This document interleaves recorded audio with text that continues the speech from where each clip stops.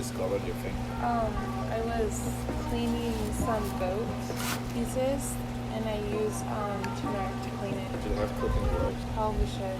It might be hard to get that stuff off. It is hard to get it off. Like, I mean, it'll come off like tomorrow. But yeah, turmeric dyes your. Turmeric stains everything. Yeah, it does.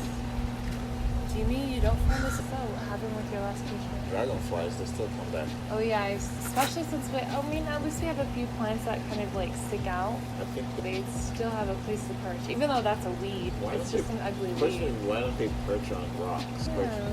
Maybe the rocks are too stable because it looks like they like to kind of get close to the water and move with the thing that they perch on. You're not going to get that same effect with the rocks.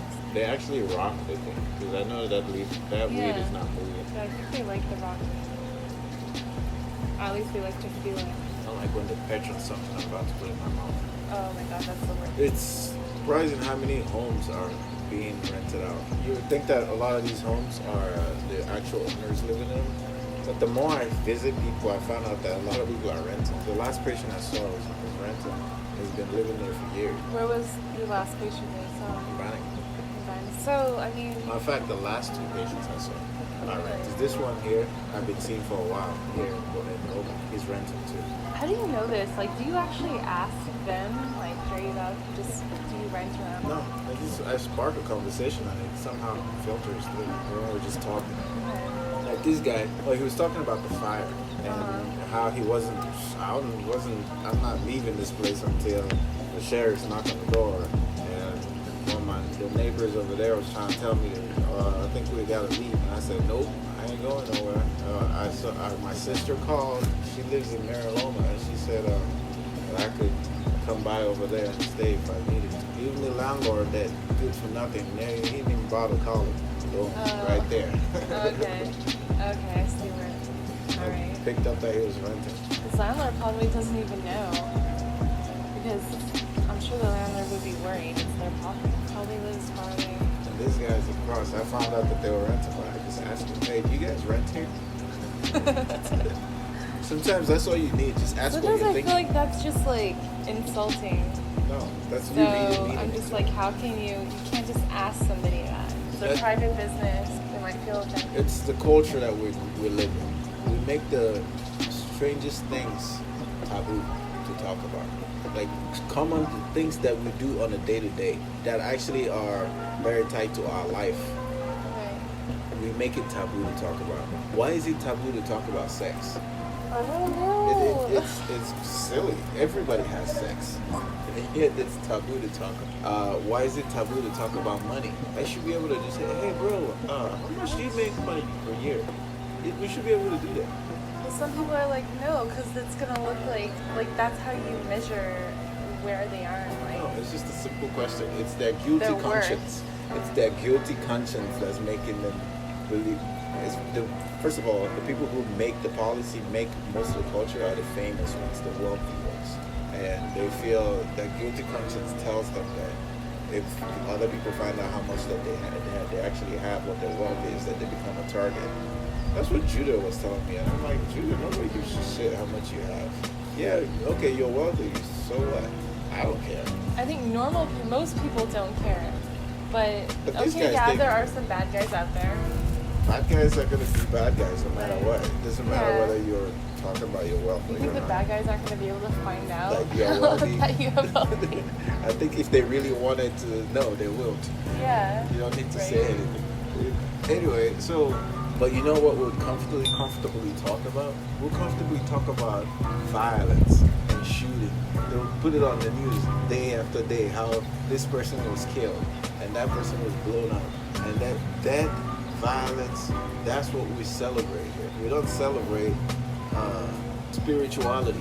How do you define celebrate? Celebrate is like Yeah, because we definitely violence. Or just some negative things that go wrong. Yeah, bad stuff. War, guns. Yeah. That's what we like. Abortion.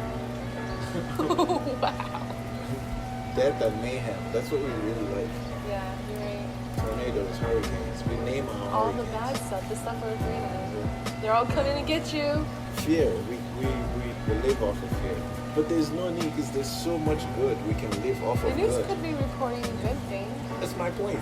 We We just can live off don't. of But good. has that ever happened? It's Like because- even satire, they Hey, make fun listen. of the bad stuff. Listen, when you grow up a certain way, Mhm. it sounds crazy when someone suggests that an alternative way. Right.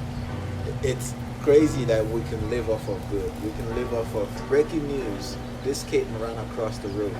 Look how adorable it is. We can live off of that if we made it. That sounds a little too utopic. It does, but I mean, these are simple changes that we can make to be closer to cat.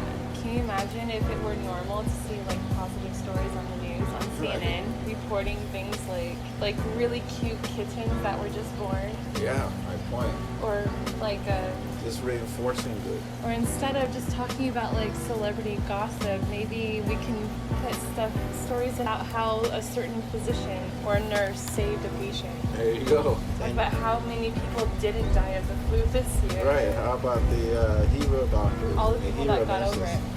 How about all the people that got over it? The success stories, the miracles. Yeah. We can live off of that, but they can't fathom that for some reason. They're like, nah, that's not how Like the they world's should supposed put to. stories in the news about people who beat cancer. Hello. Because even now I still think of cancer as like, well, that means you're going to die. Like, because that's how I saw it as, when I was a child. So that's it. And pretty much those are the stories that we still hear today. See, when you keep saying something over and over, you reinforce it and you make it real. Yeah. The way to talk about cancer is like a death sentence. That's what it has become. Why can't we normalize all the people who are cured of I don't know if we can ever achieve utopia in this world. It would be a really long time before something like that happens, but Yeah, it would be in a lifetime. I think that can happen to a certain And degree. I think that's what heaven is. Yeah. The state of utopia. But it's almost, it just seems evil is here. Evil is part of the world. So, it's what actually keeps the world spinning. There's an equal and opposite force. For every force of good, there's an equal and opposite force of bad. Or just negative. That's just the way it is. Equal and opposite force of positive for every negative. So I think that our job is not to get rid of negativity. Our job is to focus on positivity. It's just like tilt your vision towards positivity. Seek positivity and you'll find it. And then flood your world. Now your world is positive. Didn't necessarily get rid of negative. Just evolved into this new positive world.